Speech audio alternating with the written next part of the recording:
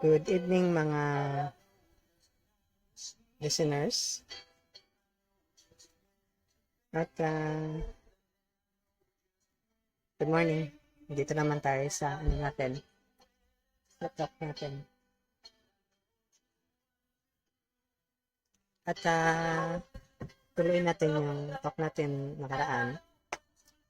Sinabi natin na i-continue natin yung talk tungkol sa Bhagavad Gita. Pero parang nakita ako na may isang topic dito na maganda. Pero i-borrow ko lang yung topic kasi halos lahat ng yata ng subject matter na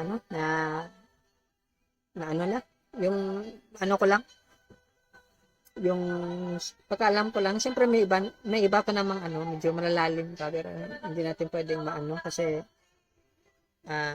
unprepared yung ng audience natin. Okay, so una pala sa lahat, bago tayo mag-umpisa, pasalamat tayo sa mga tao naging way na tuloy-tuloy itong talk natin. Salamat sa inyo. Dahil sa inyo ay andito pa rin tayo. Of course, yung lakas natin, kakayahan galing dyan sa Godhead. Kaya salamat tayo sa kanya. Now, ang is dati, sinabi natin na mga mamshis lang ang pwede. Pero ngayon, ulitin ko, binago natin dahil yung qualification na sinasabi natin is based ito sa prayer ni Master Christ, which nabasa ko sa isang nakakalungkot work ng isang Islamic scholar. Ang prayer na binigay daw ni Master Christ is prayer ng isang tao at saka may mali daw. Pero anyway, hindi ko alam kung bakit na to ganun yung reason niya. Parang hindi niya alam na si Master Christ yung nagbigay ng prayer. Medyo may mali yata. Baka siguro sa pag-translate, hindi ko lang na bakit nagbiganyan. Yung tema natin is forgiveness. Kasi yung forgiveness, yun yung susi. Actually. Susi na yung mercy at saka yung love. Yung susi niya is mercy. Pag wala yung mercy, ay wala yung forgiveness pala, magiging walang kwenta yung love at saka mercy mo. Hindi ka pwedeng, hindi maging consistent. Dapat consistent ka. Ibig sabihin, kung ano sa isa, yun din sa isa. Kung ano sa loob ng bahay, yun din sa labas ng bahay. Okay.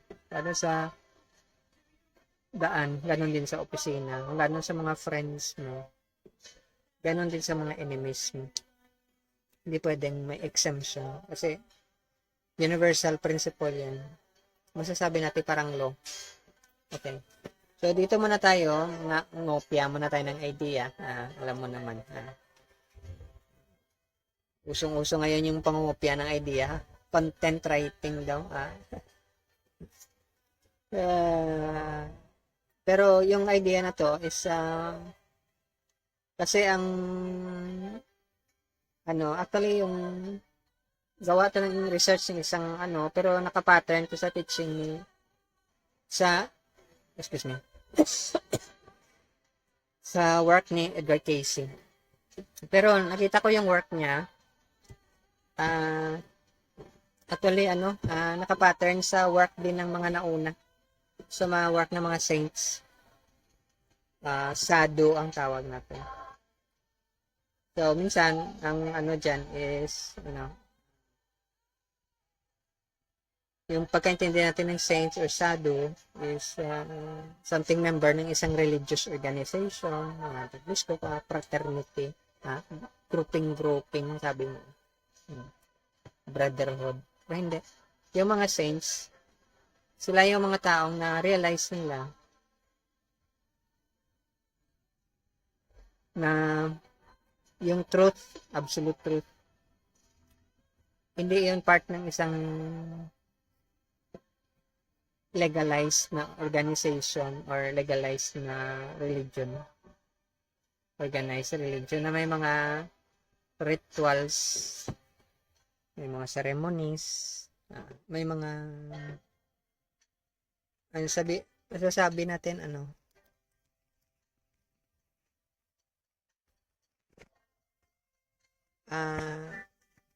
ang tawag natin dyan is parang materialistic or hypnotic activities.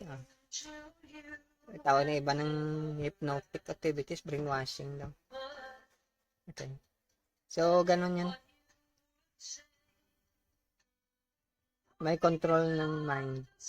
Mind control. So, ngayon,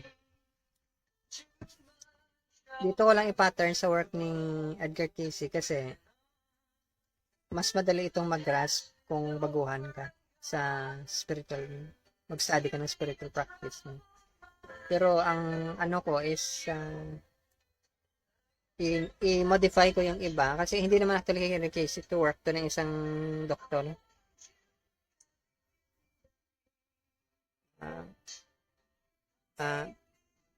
Professor siya.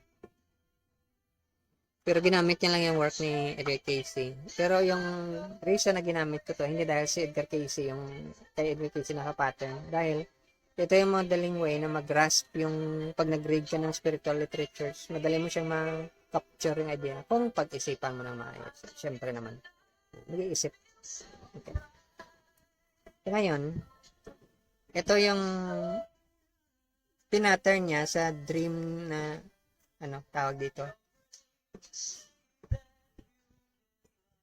Precognitive dream ni Edgar Cayce. Okay.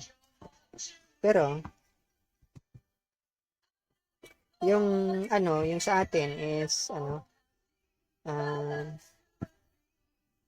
ang dream kasi na ginagamit nila sa dream ni Edgar Cayce, hindi yung dream na nanaginip siya. Yan? Healing dream. Ibig sabihin, ginagamit niya yung dream state.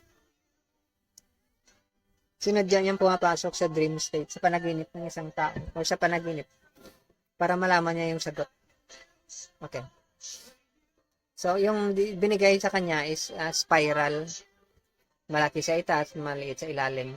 Spiral, malaki yung ring, paliit. Pero ito yung pinakamadali na na way na mag-grasp ito. Pero sandali lang, ibalik ko muna yung idea.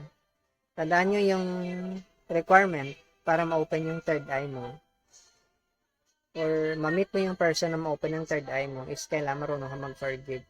Okay? Way of saints yan. Hindi ka marunong mag-forgive, baka walang kwenta yung kwento na to sa'yo kasi sarado yung third eye mo. Diyan nakalagay yung seal ng 666 sa third eye. Pero mamaya, punta natin yung ganong idea. Okay. So ngayon, ito yung spiral na energy. Mag-drawing kayo ng spiral, alam mo yung parang ipo-ipo sa tubig. Yung parang hinihigop nyo minsan yung mga barko sa mga movies. Yun yung spiral na sinasabi ng Edgar Cayce. Pero one side lang to. Actually, sa mga esoteric na hindi kay Blavatsky pag nagsabi ako ng esoteric, it has nothing to do with Madame Blavatsky, Helena Blavatsky. Kasi si Blavatsky, sa works niya, actually hindi siya well-versed sa Vedas, kasi sa Vedas niya kinuha. Hindi rin siya actually well-versed sa Bible. Parang channel lang siya na actually hindi mo maintindihan kung saan niya napulot yung mga way pag-interpret niya kasi hindi naman gusto niyang sirain yung traditional na teachings na dahil tingin niya is parang mababa. Pero ang point dyan is dapat alam mo yung teachings, hindi yung mag-comment ka ng teachings. Parang sabihan mo na walang kwenta yung Bible tapos di ka naman pala nagbasa. Parang ganon. Sabihin mo yung Vedas, isulang kwenta, hindi ka naman pala nagbasa. Pero yung teachings ng mga tantrics o teachings ng mga Buddhist, di ka nagbasa ng nila. Hindi nga maintindihan. Alam mo yung ganon. Parang sabihin mo, hindi naman magagaling yung mga engineer, hindi ka nga marunong mag-solve ng simple na mathematical problem. Parang ganon yung idea nangyari. Ganon din sa iba. Pero yung maganda lang dyan is kasi na-discover nila yung follower niya si Annie Besant, na-discover nila yung si ano si Krishnamurti, which nag-oppose naman yung karamihan. Marami yung nag-oppose kay Krishnamurti, including si yung famous na nag-introduce ng biodynamic gardening, si ano yan, si German, nakalimutan ko yung pangalan kasi ayaw ko mention. O ganun yan. Nag-oppose, daming nag-oppose. Kasi hindi nila nakuha yung, hindi nila nag-grasp yung idea. At saka, egotism din kasi yan eh. Alam mo yung mag-oppose ka sa isang spiritual master na hindi mo nakuha yung stand niya. Okay. Medyo malungkot yung ganun. So, balik tayo sa model based sa dream. Yung spiral. Pero kung tignan mo yung model na to, sa pag-explain, yung spiral malaki sa itaas, maliit sa ilalim. Maalala nyo yung symbolism na ginagamit sa tarot card. Yung symbolism na ginagamit sa religious institutions. Yung, at saka sa mga spiritual practice, ang tawag nila dito is pratik. Pratik actually yan, old na symbol yan. Sa India yan galing. Pero dahil sa,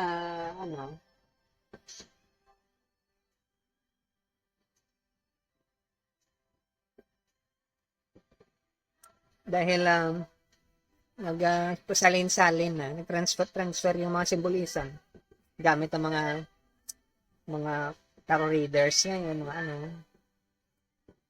yung sunod na gumamit yan is Israel. Alam niyo yung Star of David? Sa India galing yan na symbol. Ewan ko kung paano napunta yan dyan. So yung pratik na yan, yung pyramid na dalawa, pakyat, yung isa naka-point sa itaas, yung isa naka-point sa ilalim. Unification yun ng energy. Pero yung sinabi lang ni Casey,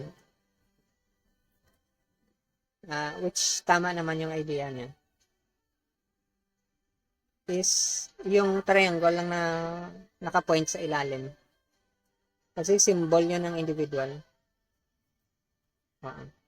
So ngayon yung iba, hindi nila alam ang pratik. Bakit lagi ginagamit yung pratik? Parang yantra yung gamit sa kanya. Okay. Parang geometric symbols. Actually, yung mga Shivites, mga tantrics, is well-versed sa ganun. So, sacred symbol yan.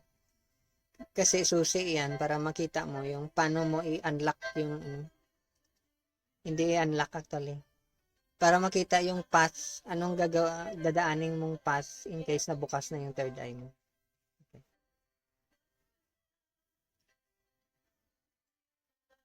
So ngayon,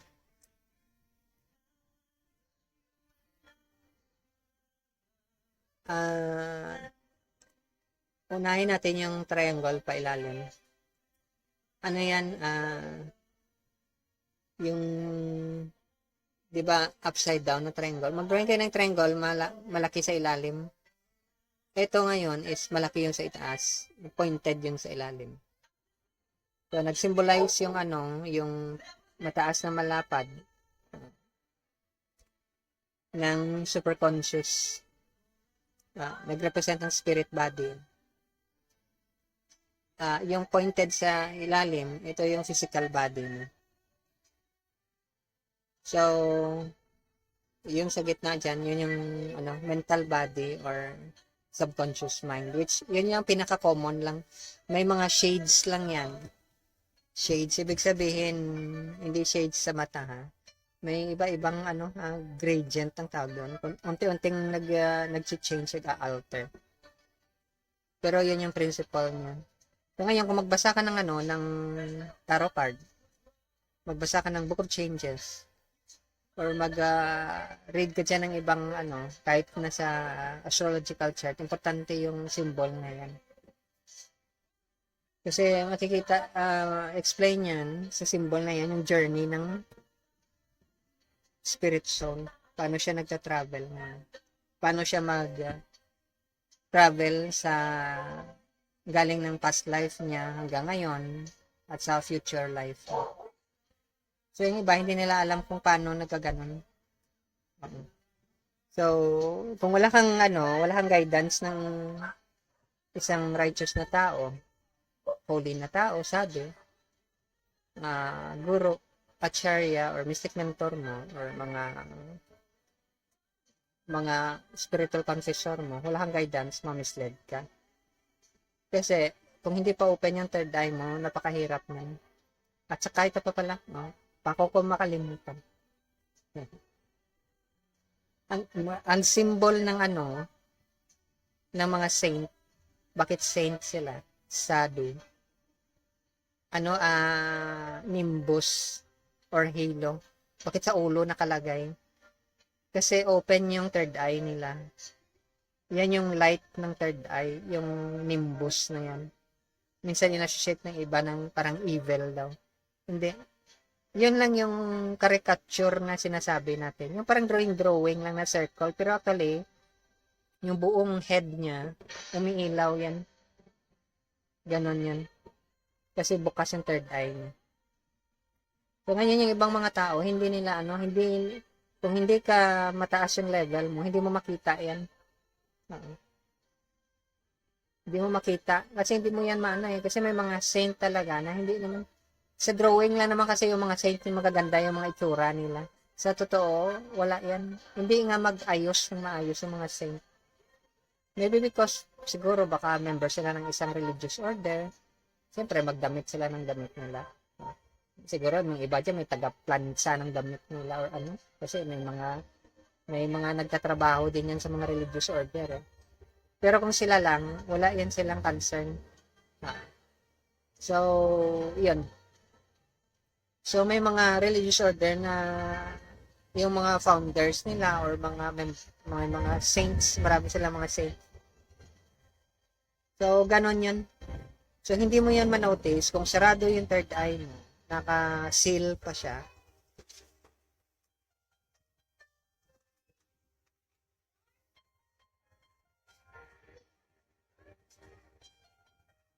Tawag dyan is may 666 ka pa sa forehead. Hindi yan iilaw. Kaya kung titingnan mo, minsan sa mga paintings, mga drawings ng mga kahit na hindi Christian saints, may nimbus silang dala. Kasi umiilaw talaga. Mataas yung mga level nila. Bukas yung third eye. Ganon yung isang symbol. Pero sa ibang mga artworks, yung parang may mata yung forehead. Sa ibang mga artworks, may mga markings sa forehead. Yung mga markings, minsan circle, minsan line. Yan, symbol ng third eye yan. Pero yung pinaka-common sa Christian tradition, which yan yung pinakamalapit actually talaga sa pag-develop yung psychic ability mo, may possibility makita mo, umiilaw lang. Pero yung third eye na mata talaga magbukas,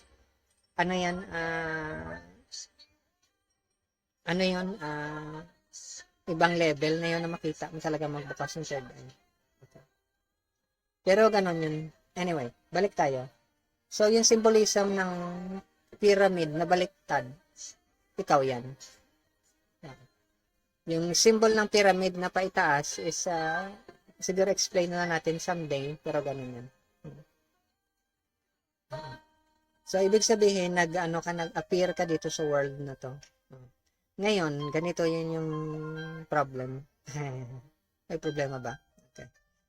So, minsan magbasa tayo ng spiritual literatures, yung mga sacred writings, wala kang, may iba doon na minsan ma-notice mo, pero yung mga standard sacred writing, hindi mo mabasa yan, yung mga rites, mga rituals, hindi naka-mention yan.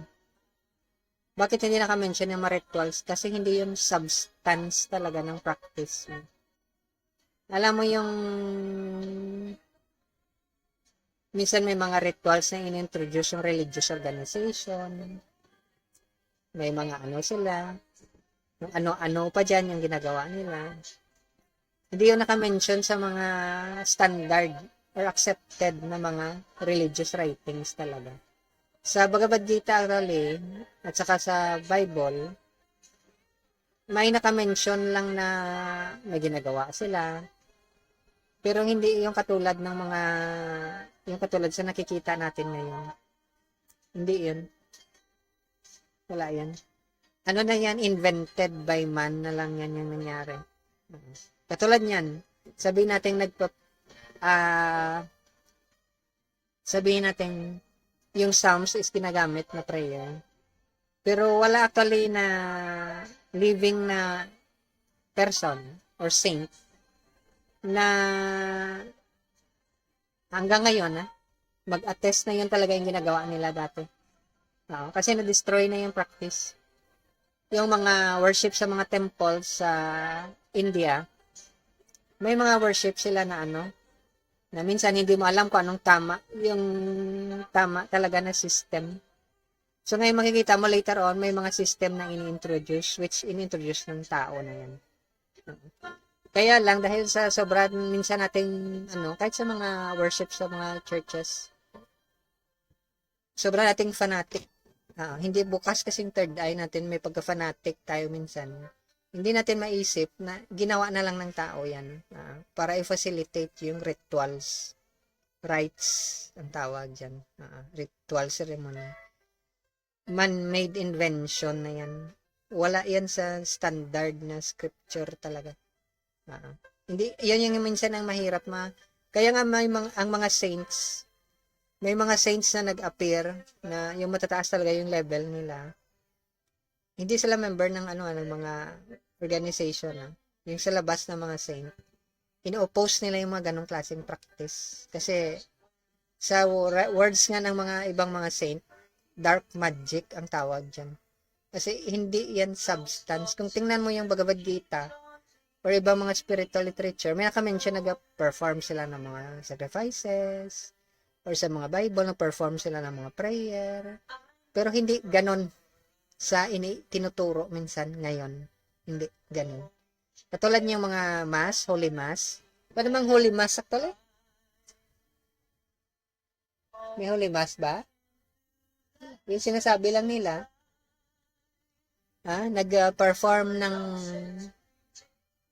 breaking of the bread, bigay ng wine. Pero hindi yun parang ginawa na lang na interpretation. Alam mo yung mga ganon, dogma ang tawag doon. So, kung member ka ng isang organized religion, mayroong dogmatic practice. Kaya nga may dogmatic theology. Kaya nga sinasabi, pag dogmatic yung isang tao, kahit wala na sa hindi actually in-introduce, tinuro na lang para mag-set ng siguro ng rituals or rites sa organization is akala nila part yun ng hindi yan. Ang naka-mention lang usually sa mga teachings is worship. Ganun lang. Katulad niyan, sa Vedic literatures nakalagay diyan na i-worship mo si God. Pero ang minsan sa mga ibang writings sinasabi na Vishnu, pag-worship kay Vishnu, alam naman natin si Vishnu is Lord ng three modes of material nature. Hindi naman Lord ng three modes of material nature si yung Godhead. Beyond naman siya. So hindi siya si Vishnu. So, yung minsan yun yung hindi makita. Minsan yung katulad niyan, kailangan mo mag-structure ng temple kasi i-worship mo si God. Iba namang temple yung sinasabi ni Master Pes. Alam mo yung ganun? So, yun yung naging minsan yung pagkatisod. Nadapa yung ibang tao dahil sa ganun. Kaya nga, kailangan ng guidance ng isang saint, guru, acharya, righteous na tao, or mystic mentor mo. Kasi madapa ka sigurado dyan. Kaya minsan magtaka ka, bakit may mga banal na aso, santong kabayo, dahil sa mga ganong klaseng practice na ina-oppose ng mga saints. Marami akong nabasa ng mga works ng mga saints na against talaga sila dyan. Kaya nga sa story sa Quran, si Prophet Abraham, binasag niya yung mga idols. Dahil sa ayaw niya ng hindi yun yung proper worship sa Godhead. Pero dahil medyo hindi naman matalino yung mga tao ngayon, kailangan nila yun. Kaya nga, dapat may guidance ka kasi ma-misled. In the end, hindi mo, ma-confuse mo na yung super consciousness sa material object. Alam mo yung akala mo, yung material object is yun yung Godhead. Yung Godhead, di naman umalis sa, sa spiritual world. Kaya nga yung mga incarnations, ang tawag sa kanila, incarnations ni Vishnu. Si Vishnu, at saka yung Godhead sa spiritual world, magkaiba yun. So, yung purpose ng mga incarnations na yan, is para igisingin ka lang. There is something wrong sa ginagawa mo. Okay, sinabi ko na nagganto tungkol sa Bhagavad Gita. Alam niyo kung gaano katagal na-recite yung Bhagavad Gita? Mga more or less mga 1 hour yan. Kasi gera yun eh. Hindi pwedeng buong araw sila magkwentuhan. So, nagkwentuhan si Krishna at saka si Arjuna. Si Krishna, incarnation ang tawag yun. Avatar. Pero nabilang siya sa list ng incarnation ni Vishnu. Okay. So, minsan naka-mention dyan sa mga purports sa, iba yung incarnation na Vishnu, na Krishna. Iba yung Krishna talaga. Pero, bihira yan naka-mention. Nakakalito kasi. So, ngayon, dahil more or less 1 hour yung pag-recite ng Bhagavad Gita, Song of God. Ibig sabihin, mga more or less 1 hour lang na naging self-actualize si Arjun. So ngayon, balik tayo sa teaching ni Master Christ. Bakit sinabi niya, be perfect? Kasi within their lifetime, yung mga disciples, naging perfect sila. Na perfect kasi ginamit sila ng Holy Spirit. May tongues of fire. So, nagbukas yung third eye nila. So, ikaw ngayon, pag yung spiritual master may bukas yung third eye niya, sensible lang na within sa lifetime ng spiritual master mo, ma-perfect mo yung practice mo. Pag nawala yung spiritual master mo, hindi mo na-perfect yung practice mo, ewan ko na lang. Sa June na nga 1 oras lang. Ngayon, kung hindi mo gawa 1 oras, at least sa lifetime ngayon, bigyan ka ng allowance. Bigyan ka ng panahon. Huwag ka na sana maaksidente, mamatay agad. Okay. So ngayon, hindi namatay na yung master mo, spiritual guide mo, hindi ka pa namatay, hindi mo pa rin na perfect. So, ibig sabihin, hindi talaga bukas yung third eye mo. Ibig sabihin, hindi ka nabigyan ng Shaktipat. Kasi yung Shaktipat na yan lang yung ng susi, magbukas yung third eye mo. Kung ibig sabihin, pag hindi nabukas yung third eye mo, di nakatali ka sa rituals mo. Kaya nga black arts ang tawag doon. Kasi once na matali ka, hindi mag-develop yung yung spirituality mo. Paikot-ikot ka lang dyan. Kaya nga sabi nila, pag hindi na buksan yung third eye mo, yung seal ng 666, andyan pa rin sa forehead mo. Tanggapin mo man sa hindi, demonyo ka. Kahit na parang mabait ka sa ibang tao. Kasi yung divine nature, magbukas lang yan. Pagbukas yung third eye mo, pag may guidance ka ng Holy Spirit, hindi yan mag-open yung divine nature mo pag walang guidance ng Holy Spirit. Kahit ikaw pa yung may pinakamagaling na magsalita, napaka-graceful mo, ang galing-galing mo, bilibing ibang tao, saludo sila sa'yo, hindi bukas yung third eye mo. So ngayon, kaya nga yung isang reason, bakit yung sa spiritual practice, kahit na maghalo-halo yung mga demonyo at saka yung mga saints sa isang religious organization, okay lang. Kasi may time yun sila. At saka mind you hindi takot yung demonyo sa Diyos. Alam nila yon. Kaya lang, wala pa yung time nila. Ah. So, antay mo yung si Grim Reaper. Pag dumating na si Grim Reaper, malalaman mo yan. Okay. So, ngayon, kung ikaw, may mga sinasamahan kang grupo ngayon, hanap-hanapin mo na yung grupo na walang iwanan. Kasi pag namatay ka, iiwanan ka ng kasamahan mo. Yan yung totoo dyan. Hindi ka na maalala. Sa status ng mga saints, hindi ka makalimutan. Kasi yung best friend mo na totoo talaga, yung saint lang. Yung guru, acharya, or mystic mentor mo, siya lang totoong friend mo. Wala kang friend. Kasi sila lang yung nabubuhay sa mundo na walang katapusan, walang hangganan. Yung mga friends mo na yan, pag namatayan, baka sa impyerno, mapunta yan. So, wala rin kwenta. So, maging maingat ka. Kasi kung sheep ka, karnero, sheep ka, at saka wolf yung friend mo, nagsama lang kayo dahil sa isang religious organization, isang grupo, kawawa ka naman. Kasi yung wolf, kakainin ka eh. Ibig sabihin masira yung spiritual practice mo. That is why may sadhusangga na tinatawag. Ibig sabihin, sasamahan mo lang yung mga taong spiritually developed. Except sa kanila, wala ka nang sasamahan.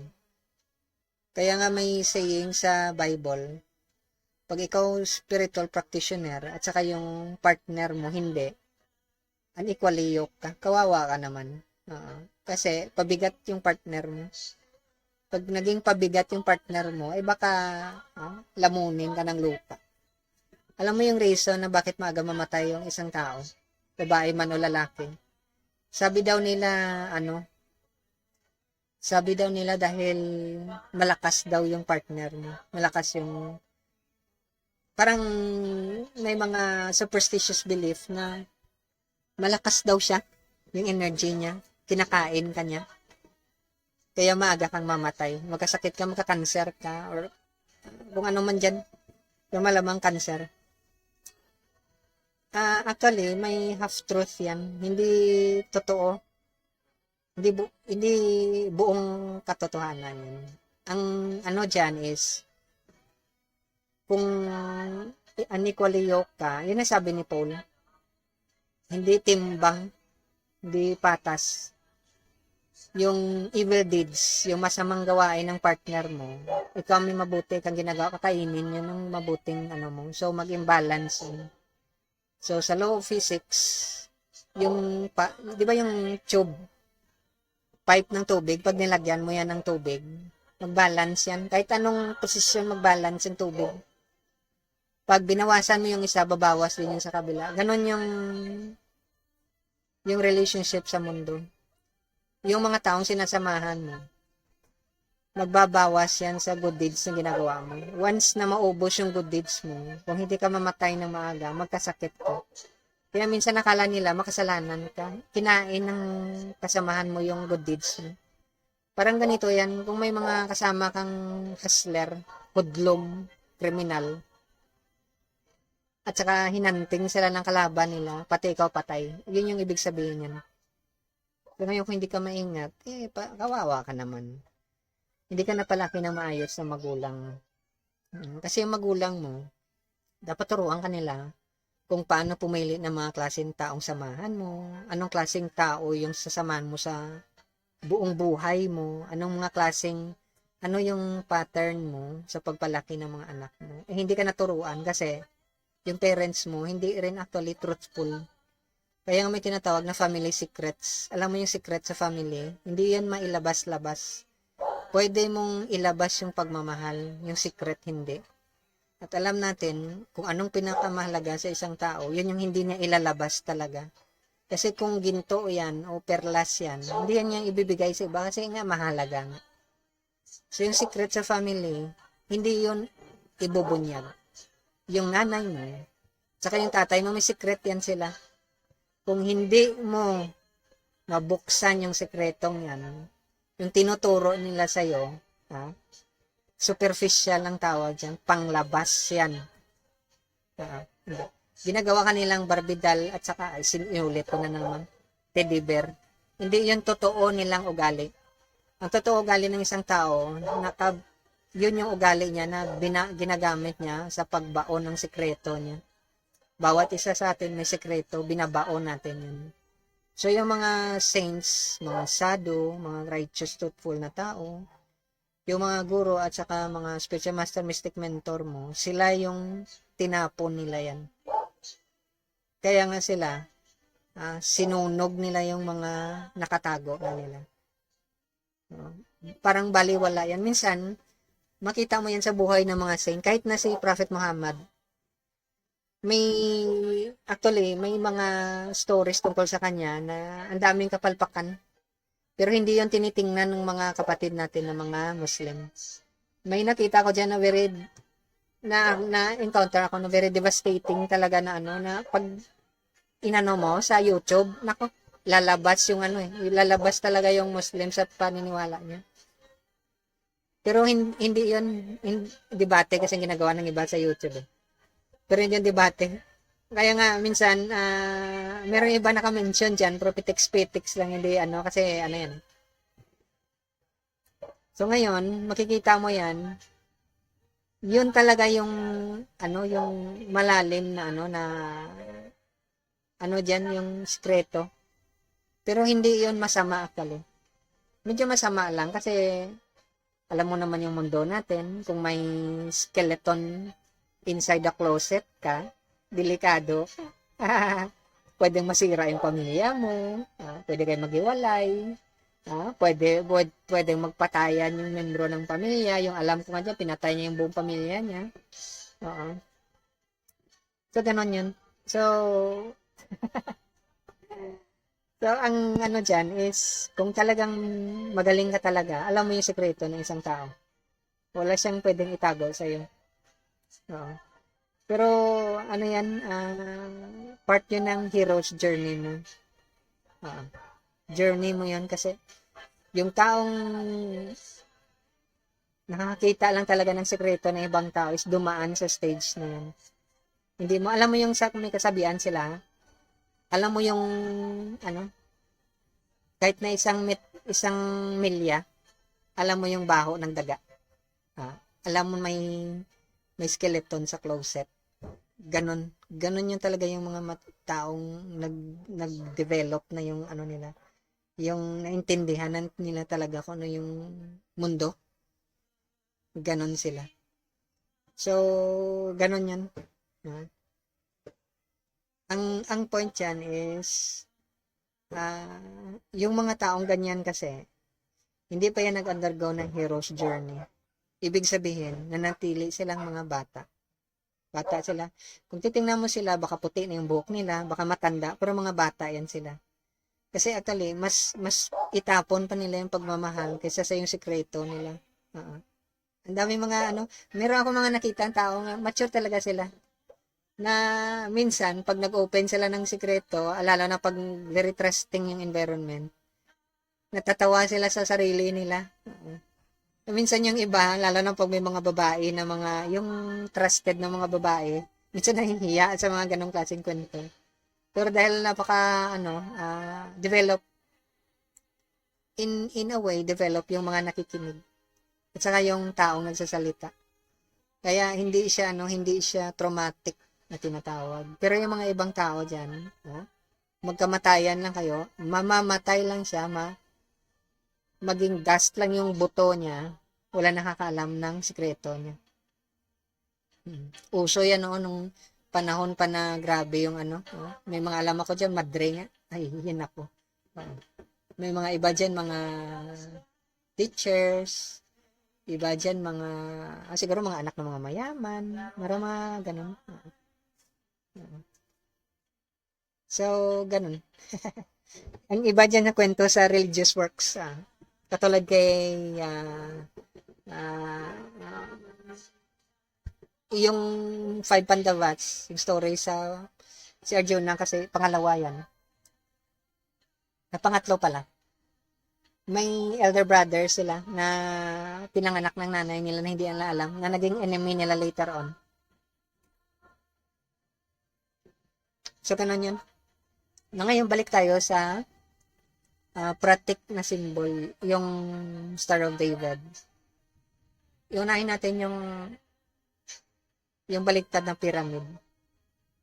So ngayon ikaw as individual, ikaw yung pointed na part ng ng pyramid diyan. So ngayon ikaw as an individual, marami kang ibang-iba ka, special ka. Tawag sa'yo special child. Special ka kasi. Unique ka. Kaya nga minahal ka ng ibang tao dahil special ka. Okay. So, ganun yan. So, sa loob sa higher portion ng ng pointed na aspect na yan, ng pyramid, medyo malaki yan. Diyan, subconscious ng tao, diyan nakatago yung sikreto mo. Yung tinatawag nila na family secrets, yung sekreto ng nanay mo, lola at saka lolo mo at saka ng tatay mo, diyan nakabaon yan. Pero sabi sa spiritual literature, sa Bible, the moment na itago mo yan, lalabas yan. Kaya nga yung drawing dyan, sa medyo malaki siya. Di ba yung sa ilalim pointed, lumalaki siya. Lumalaki siya. The more na tinatago mo yung sekreto mo, the more siya lumalabas. Very tricky siya, no? The more na wala kang sasabihin, the more na nalalaman siya. Pero may mga tao kasi na hindi pa develop, tumatanda sila na bata. Hindi nila nakikita yun. Pero yung mga therapist, mga psychologist, mga psychiatrist, na very developed sila, nakikita nila yun. So kung magpa-therapy ka, nila, dahan-dahanin nilang ipaintindi sa'yo. Yung mga secrets na yun. Pero yung mga spiritual practitioner, mga saints, mga righteous na tao, mga guro, mga acharya, mga mystic mentor mo, alam nila yan. Kasi, yan parang shadow. Sabihin na lang natin shadow mo. Kasama mo palagi yan. Akala mo wala kang shadow dahil nakaharap ka nga sa araw, sa ilaw, liwanag. Ang hindi mo alam, yun ang taong nakaharap sa iyo, nakikita niya yung shadow mo, ikaw hindi. Unless na tumalikod ka. Pero typically, hindi ka nakakatalikod kasi matisod ka, di ba? Nakatalikod, hindi naman pwedeng naglalakad nakatalikod. Nakaharap ka syempre. Hindi mo makita. Ngayon, ibabaon mo yan sa subconscious mo. Collective unconscious tawag dyan. So, dyan nakatago yung secret mo. Yung family mo may secret, ikaw may secret. Ang hindi mo alam, yung totoong ugali mo, hindi mo makita.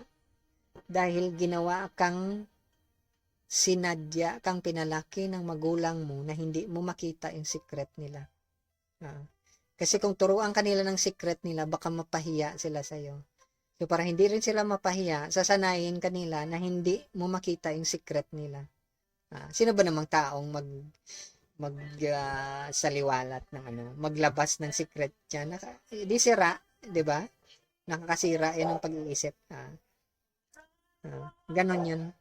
So, i-train ka ng grandparents mo, i-train ka ng parents mo na hindi mo makita yung secret nila. Bubulagin ka.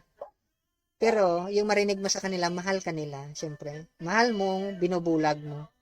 So, ikaw ngayon, dahil ganon na yung norms or patakaran sa family mo, ito yung gagawin mo. Pag maghanap ka ng tao na mamahalin mo, bubulagin mo rin. Dapat hindi mo alam yung sikreto ng family ko, at saka hindi mo alam yung sikreto ko. Pero mahal kita. Kasi yun yung tinuro sa akin ng magulang ko. Binubulag nila ako, hindi ko alam yung sikreto nila, pero sinasabi nila sa akin, mahal nila ako. Okay. Grabe, nagaling na. Magaling yan, diba? Tama lang naman, parang drama lang kasi yan eh. Parang palabas. Kaya, minsan tinatawag yan palabas ng buhay. Kadramahan. Sa drama, hindi totoo yan. Yung totoo dyan, yung sa likod dyan. Sa likod ng stage. Yun yung totoo dyan. Daming kapalpakan dyan sa likod ng stage. So, ganun yung pag-train sa'yo ng parents mo. Yung parents mo, ganun pag-train ng grandparents mo. Yun yung lineage mo. Ganun yan. So, kung yung partner mo, example babae, hindi siya modest, hindi siya chaste, hindi siya moderate. Yung makikita mo sa kanya, ang bait-bait niya. Mahinhin na mahinhin. Naka, parang hindi makabasag ng baso. Pero once na nakita mo yung secret ng family nila, ha, minsan masusuka ka dyan. Ha. Pero sige lang, okay lang. Kasi sabi mo naman, love mo naman eh. Ganon din sa lalaki. Ganon yan. Masaya, di ba? Everybody happy. Kasi, wag mo lang pakialaman yung sikreto ko, hindi ko rin pakialaman yung sikreto mo. So, akala mo, dahil alam mo yung Facebook niya, password ng Facebook niya, Instagram niya, tsaka TikTok niya, may tiwala siya sa'yo, yung hindi mo alam, yung sikreto na totoo niya, wala kang kaalam-alam. Ang galing, ano? Yes. Swerte mo naman. Okay. So, ganun yan. No, ngayon, yung subconscious niya, napakalakas niyan. Kasi, sa practice ng hypnosis, brainwashing, yung subconscious yung ginagamit dyan. Pag naging automatic na siya dahil sa force ng subconscious, ibig sabihin, pwede mo makalimutan yung isang bagay. Pwede mong gawin yung isang bagay na hindi mo rin alam kung bakit mo ginagawa. Ang daming case niyan sa Society for Psychical Research. Kahit na sa courtroom, yung mga case sa court, ginagamitan ng hypnosis. Hindi alam ng iba. So, pero okay lang. Acceptable naman eh. Kasi sabi nila, may evidence daw. Akala mo pwede mong makuha yung evidence sa sa subconscious Wala, hindi ginagamit yun sa courtroom, kaya nga hindi mo alam. So, kung ano yung sikreto ng isang tao, pwede siyang magsinungaling. So, sabihin niya sa'yo, hindi siya nagsisinungaling kasi nakalimutan niya. Yes. Ganon yan. So, ngayon, pwede mong ma-unlock yung secret na yan. Kung mag-okay sa'yo yung isang tao, by means of hypnosis, pwedeng uncover yung secret ng isang tao. Pero sino ba namang tao magsabi sa'yo na sige, i-hypnotize mo na ako para malaman mo yung secret ko? Wala namang gagawa ng ganun. Saka hindi ka naman siguro maghanap ng hypnotherapist na partner mo sa buhay. Diba? Okay. So, ganun lang yan. So, ngayon, dahil wala na kayong pakialaman, sabihin mong wala na akong pakialam sa iyo. Wala na akong pakialam sa kung anong nakaraan mo. Dahil mahal kita. Palpak yan, kaibigan. Kung kaibigan din kita. Okay. Dahil, kung ano yung secret ng isang tao, yun yung nakatago sa subconscious. Kung ano yung nakatago sa subconscious, yun yung ginagawa niya talaga. That is why yung sinabi ni Master Price, kung ano yung nakatago, siya yung ilalabas. So, kung ano yung nakatago talaga sa isang tao, yun yung nakikita mo. Hindi yan siya aware minsan. Kaya nga nag-uso yung subliminal seduction sa propaganda at saka sa marketing. May mga bagay na naapektuhan ka, yung subliminal mo, hindi mo alam. May may iris test na tinatawag sa mata. Pag affected ka sa subliminal na suggestion, nag-iiba yung mata mo. Yung ibang tao, hindi nila alam yun. So, ngayon, kaya nga sabi nila pag alam mo, pag may appeal sa iyo yung isang babae o isang lalaki, kasi nag-iiba yung, iba yung physiology ng mata mo. Ganon yun. Pero hindi yun alam ng iba. Hindi rin sila Kaya nga, yung mga kasino na malalaki, may iris scanner yan sila. Na alam nila pag, kung ano yung condition ng mga taong naglalaro sa casino. Kasi nakikita sa mata nila. No? Kasi pwede mo ma-fake yung yung action mo minsan na conscious. Pero yung subconscious na action mo, kasama na yung mata mo, at saka yung boses mo, may pattern yun. Nababasa yan. Yun yung power ng subconscious. Yung secret ng isang tao, nakikita yan sa pattern ng mata niya, yung boses niya, at saka yung action niya. Yung subconscious na action, hindi yun nababasa ng ibang tao unless na-train ka talaga na therapist or hypnotherapist ka or clinical psychologist ka na specialization mo is hypnotherapy. Hindi mo yan mabasa. So, kung ordinary ka lang tao, hindi mo makita yung ano. Kaya nga, tama yung sinabi sa scripture. Kung ano yung itatago mo, totoong tinatago mo, nakikita yun ng ibang tao na alam nila. Siyempre.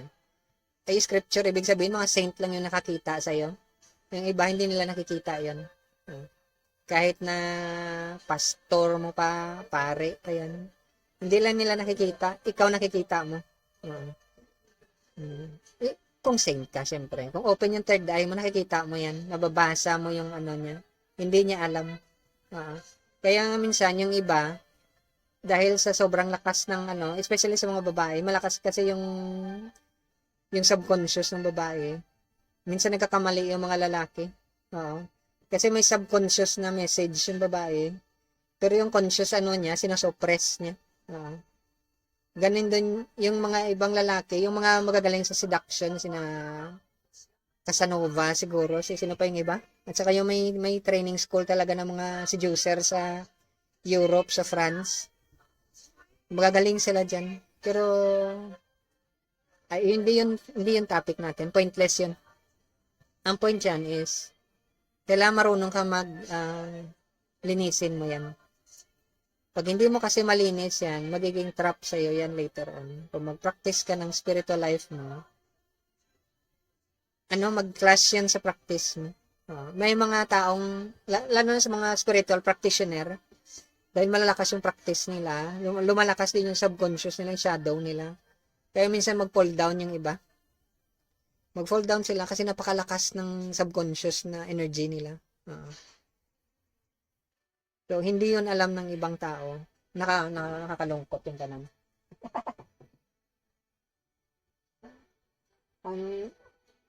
ang tawag nila doon nakakabobo. Pero anyway, dito tayo sa last stage. Ito yung super conscious mind. Yung level ng soul. Ito yung focus mo.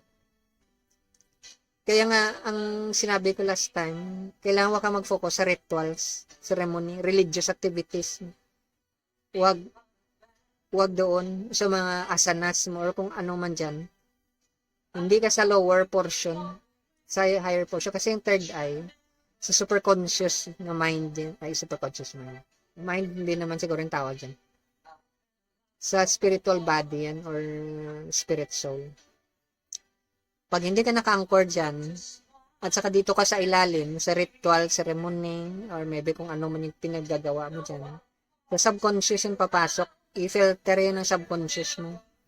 So, kung may trauma ka, dumaan ka ng sexual abuse, physical abuse, binugbog ka, o baka napuwet ka dyan ng kung sino-sino pang mga kakilala mo, nako, traumatic. I-filter niya ngayon yung religious duty mo. Gumagawa ka ng religious activity, pero yung language na nire-release ng energy ng body mo, yung trauma mo. Kaya nga, yung sinabi ko last time, at saka yun yung sinabi ng mga ibang mga shadows, huwag ka sa rituals, dark energy yung ginagawa mo. Kaya nga minsan, naalala ko tuloy yung kahit nasa religious order ka, alam mo may mga, kahit na pupunta ka ng simbahan, mag-attend ka ng simbahan, kagaya ng kwento na sinabi ko last time, ulitin ko na lang yung kwento. May nagmisa na pare, gwapo naman yung pare, artistahin. Dahil malaki naman yung simbahan, maraming nag-attend, siyempre paborito nila yun . May pumasok na babae, nakapula pa naman. Ang ganda ng damit niya. Nakamini. Walang Diyo. Doon pa siya sa harap. Walang nakaupo sa harap. Doon siya sa harap mismo. Alam mo, nakaharap siya mismo sa pare. Yung pare, dahil sa hindi naman siya siguro na masyadong advanced na practitioner, hindi siya makatiis, hindi niya ma-overlook. Bumaba si father, alam mo naman. Grabe yung babae. Ewan ko lang, siguro kayo, mga lalaki kayo dyan, pag nakita niyo magkasala kayo, huwag naman sana. Bumaba si Father, hindi natapos yung misa, bumaba mo na siya. Alam mo, di ba may nakatali yan sa ano? Parang si Superman sa pare. Tinanggal niya. Parang si Saint Francis. Tinabunan niya yung babae. Ay di maganda yung tingin sa bumalik si Father sa misa niya. Nakita niya yung ganun. Yan yung danger sa religious practice. Kasi madali kang hatakin ng energy. Kasi malakas yung subconscious.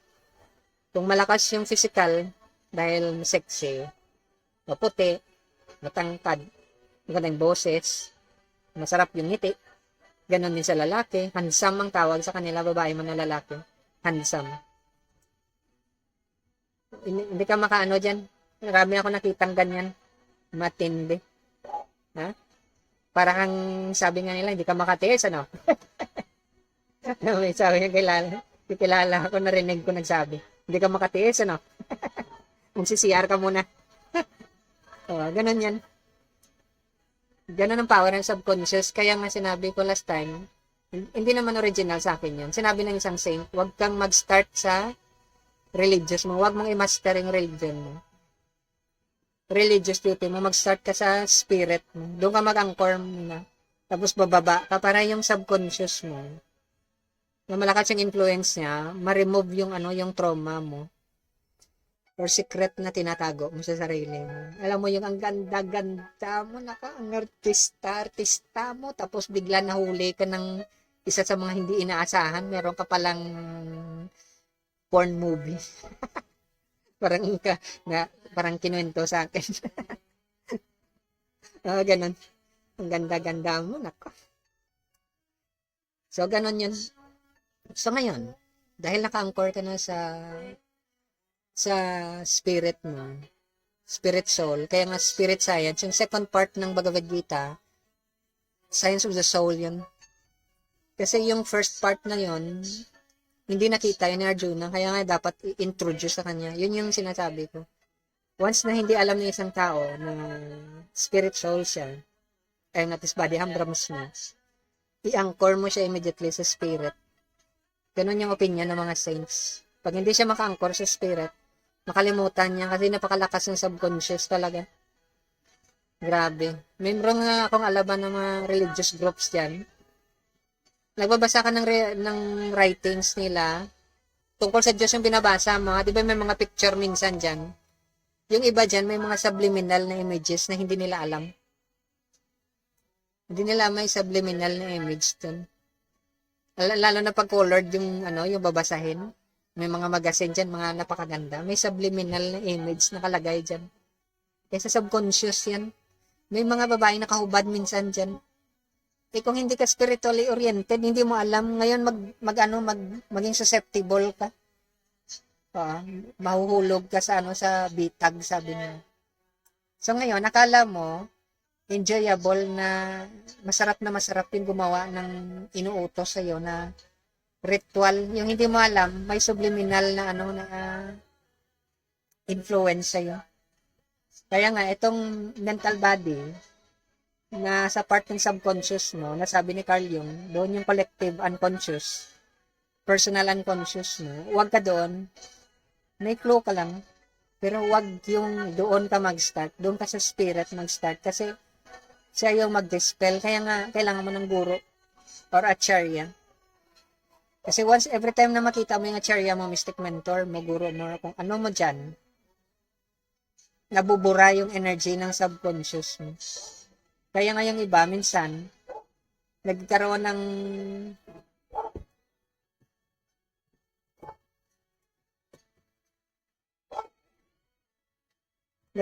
sila ng mystification, magical thinking. Nakala nila, yung i-worship mo yung guro. Parang naging Diyos yan. Hindi ganon yung idea ng guro. Maging role model lang siya sa'yo. Hindi siya yung Diyos. Kung ang dami nating Diyos, mahirap yung ganon. Nakakalito. Siya yung role model mo. Para every time na makita mo siya, nabubura yung influence ng subconscious sa'yo. Pag hindi yan mabura, alam mo kung ano mangyari pag hindi yan mabura. Pag may subliminal na influence sa'yo yung isang tao or subconscious na influence, every time na pipikit ka ng mata mo, yung collective unconscious na naging part yun yung nakita mo, papasok yun sa panaginip mo. Once pumasok yun sa panaginip mo, ibig sabihin, naka-anchor na siya sa'yo. Ganon yun. So, maging maingat lang kasi hindi yung madali i-remove. Hindi yung madali siya i-remove. Kaya nga si Carl Jung, tinutulungan niya isang tao na ma-process yung Jungian na approach. Tutulungan mo siyang kung wala kang guide, hindi ka matulungan, mahirapan ka talaga. Kasi hindi, maghanap ka ng mystified na interpretation ng mga dreams mo, unconscious mo. Anyway, yun yung idea dyan. Kaya yun yung minsan yung mga nagre-read ng cards, yung mga nagre-read ng chart, or nagsistudy ng mga tantric practice, hindi na nakuha yung ganong idea. Bakit kailangan mo ng spiritual guide? At saka bakit spirituality lang yung focus mo dapat? Walang ano. May mga guro, may mga sadhu, wala silang rituals. Yung ritual lang nila, sadya ka lang makinig sa kanya, yun lang. Mag-meditate ka lang, yun lang. Wala na. Kaya nga, mas mabilis silang nag-develop mas mabilis na na-open yung third eye nila. Yung iba dyan, tumatanda, hindi na perfect yung practice nila. Nakakalungkot yung ganun. Dahil sa subconscious na influence yun. Kasi nag-start sila mag-master ng physical body nila. Yung mga rituals yan sa physical body yan. Yun yung inumpisahan nila. Hindi sila nag-start dun sa itaas. Meron silang theory. Ayun, not this body, spirit. Ako, theory lang yun. Kaya nga hirap nilang i-master yung ginagawa nila. Nakalungkot yung ganun. Pero, anyway, choice naman yan. Kanya-kanya tayong choice. So, ganun din yan. So, yung mga spiritual practitioner, yung mga sadhu, mga saints, guro, acharya, nababasa nila yung subconscious mo. Hindi mo alam. Akala mo may sekreto ka, wala kang sekreto sa kanila. Nababasa nila. Pero hindi nila pinapakialaman yan kasi ikaw mismo yung mag-solve yan. So, akala mo, ang galing-galing mo, napakatalino mo, pwede mo siyang, alam mo, tinatanga mo yung spiritual master mo, yung mga guro, mga saint, akala mo hindi nila alam. Yung tinatanga mo sila, nagsasmile siya sa'yo, kasi binabasa mo siya, akala niya, tinatanga ka niya. So, ganun yun. So, sa loob kayo ng isang bahay, sa loob kayo ng isang religious institution, tawag niyo bahay ng Diyos, pero hindi kayo magkapareho. Yung isa demon, yung isa divine. Akala nila, isa lang sila, pero magkaiba sila. So, ngayon ikaw, maging maingat ka. Baka naman kasi na binuksan ng spiritual guide mo yung third eye mo, tapos bigla kang natulog ulit, sumira. Sumara pala yung ano mo. Nakaawa ka naman. Anyway, okay lang, ganun lang naman talaga yan. Choice lang yan, ladies choice. So, next live ka na lang pag ganyan yung ibig sabihin. So, yan lang, maiksi lang yan. Pero anyway, yun yung ibig niyang sabihin. Yung content na to. So ngayon, yung next life mo, kung ano man yung next life mo, based yun sa rituals na ginagawa mo ng past life mo.